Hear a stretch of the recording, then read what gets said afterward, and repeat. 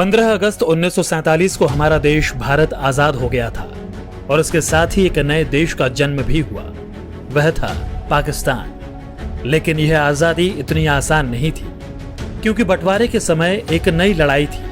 वह थी रियासतों में बटे भारत को एक और श्रेष्ठ भारत बनाने की।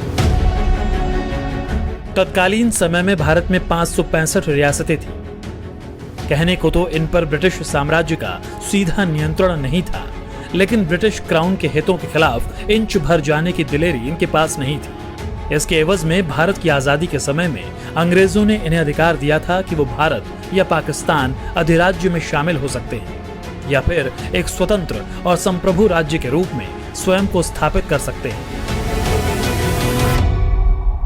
कई इतिहासकार मानते हैं कि अंग्रेजों द्वारा इन रियासतों को संप्रभु राज्य घोषित करने का अधिकार देना भारत में आपसी फूट पैदा करना भी था। उस समय इन देसी रियासतों के पास अविभाजित भारत का 1/3 भूभाग और 1/4 आबादी थी। देश के पहले गृह मंत्री सरदार पटेल ने अपने कूटनीतिक कौशल से 500 से ज्यादा रियासतों का भारत में विलय कराया। इसके लिए उन्होंने प्यार, दुलार, पुचकार और जरूरत पड़ने पर फटकार की नीति भी अपनाई। लेकिन उस समय एक रियासत ऐसी भी थी जो अगर पाकिस्तान में शामिल हो जाती तो वह निश्चित ही भारत के पेट में कैंसर की भांति कार्य करता और पाकिस्तान, अफगानिस्तान जैसे हालात आज भारत में भी होते। हम बात कर रहे हैं हैदराबाद की, जहां का शासक मुस्लिम और आबादी हिंदू बाहुल्य थी। वर्ष 1948 से पूर्व तेलंगाना, आंध्र प्रदेश और महाराष्ट्र के कुछ क्षेत्र को मिलाकर हैदराबाद एक बहुत बड़ी रियासत थी, जहां निजाम का शासन चलता था, जिसकी गिनती विश्व के सबसे अमीर व्यक्तियों में की जाती थी। लेकिन तत्कालीन समय में यहां के निवासी उपेक्षित जीवन जीने को विवश थे। निजाम की मंशा हिंदुओं को लेकर हमेशा से ही नकारात्मक रही है। यही कारण था कि हैदराबाद में सेना और अन्य वरिष्ठ पदों पर मुस्लिम ही थे, जबकि वहां की 85% आबादी हिंदू थी। शुरू में निजाम ने ब्रिटिश सरकार से हैदराबाद को राष्ट्रमंडल देशों के तहत स्वतंत्र राजतंत्र का दर्जा देने का आग्रह किया। हालांकि ब्रिटिश निजाम के इस प्रस्ताव पर सहमत नहीं हुए। जब 3 जून 1947 को भारत पाक विभाजन हुआ तो 500 से ज्यादा अधिक रियासतों ने भारत में शामिल होने की इच्छा प्रकट की, जबकि हैदराबाद के निजाम ने अपनी रियासत को स्वतंत्र देश घोषित कर दिया। लेकिन हैदराबाद की जनता भारत में शामिल होने के पक्ष में थी। जनता के विरोध को दबाने के लिए निजाम ने क्रूरता की सारी हदें पार कर दी। जिन्होंने आवाज उठाई उन्हें कुचला जाने लगा। निजाम के इशारे पर रजाकर और पुलिस हिंदू जनता को डराने धमकाने लगी, चुन चुनकर हिंदुओं पर हमला करने लगे।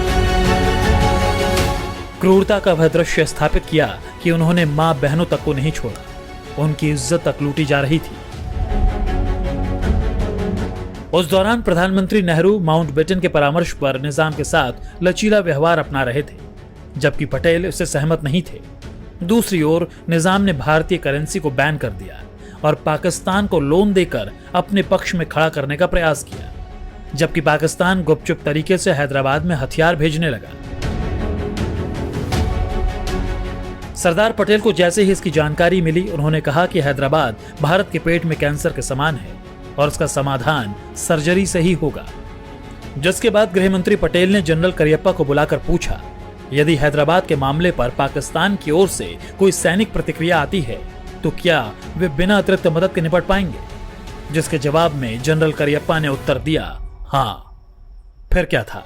13 सितंबर 1948 को भारतीय सेना ने ऑपरेशन पोलो के तहत हैदराबाद पर हमला कर दिया। जब सेना हैदराबाद में प्रवेश कर गई तब इसकी जानकारी प्रधानमंत्री जवाहरलाल नेहरू को दी गई, क्योंकि गृहमंत्री पटेल जानते थे कि यदि नेहरू को सैन्य कार्रवाई के बारे में पहले से बताया गया तो वो इस फैसले से सहमत नहीं होंगे। 4.5 दिन चले इस अभियान में हैदराबाद की सेना ने हथियार डाल दिए। सरदार पटेल के अदम्य साहस के आगे निजाम को झुकना पड़ा। लौह पुरुष सरदार पटेल के दृढ़ संकल्प के कारण ही हैदराबाद से 650 वर्ष पुराना निरंकुश शासन समाप्त हुआ। यहाँ के निवासी अत्याचारी शासक से मुक्त हो गए और हैदराबाद में भी तिरंगा लहराने लगा।